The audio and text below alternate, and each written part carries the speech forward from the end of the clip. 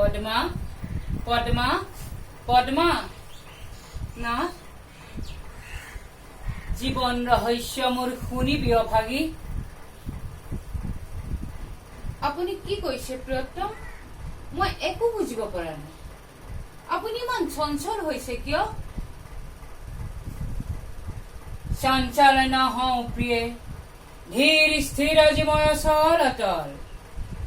জানা কোন মই? জানো আপুনি মোৰ স্বামী, মোৰ গুৰু, মোৰ দেৱতাৰো দেৱতা। আৰু কি জানা? আৰু প্ৰভু জানিব নাই প্ৰয়োজন।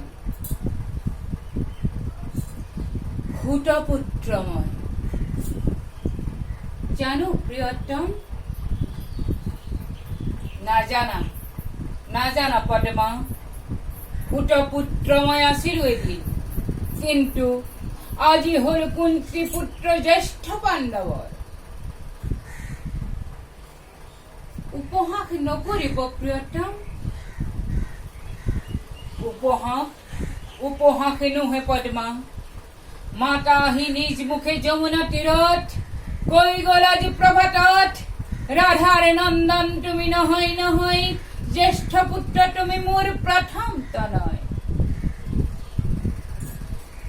দয়াময় তোমাৰ অনন্ত লীলা, অপাৰ কৰুণা প্ৰভু।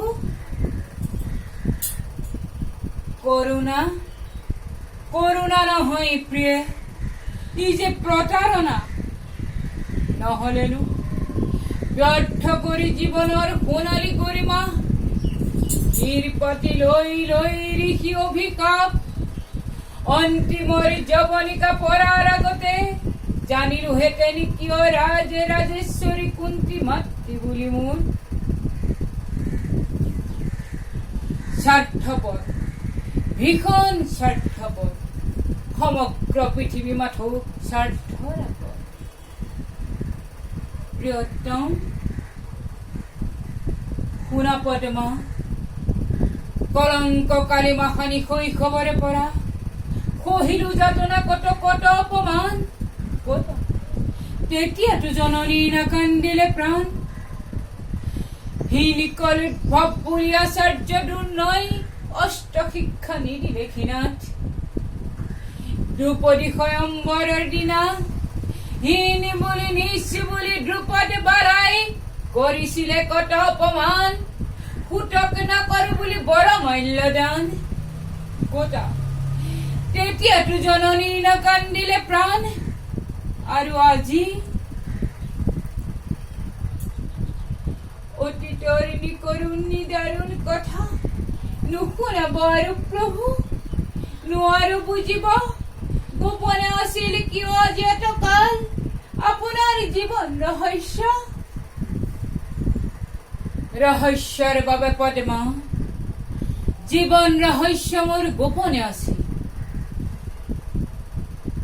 কি ৰহস্য? কুমাৰী আছিল মোৰ জননী যেতিয়া, আদিত্য তেজত দেখা পালে তেতিয়াই কনক তোমাৰ।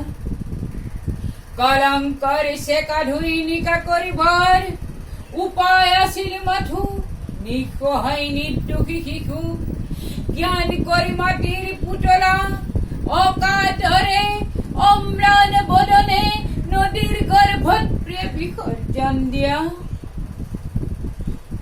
বিসৰ্জিলে নদীৰ গৰ্ভত নিদিব, নহলে যে নাথাকে নাৰী সতীৰ মহিমা। গৰ্ভজাত সন্তানক কোন সতে চেনেহী মাতৃয়ে? ক্ষান্ত হ পদ্মা, তথাপি জননী মোৰ আৰাধ্য জননী। এতিয়া কি কৰিব প্ৰিয়তম?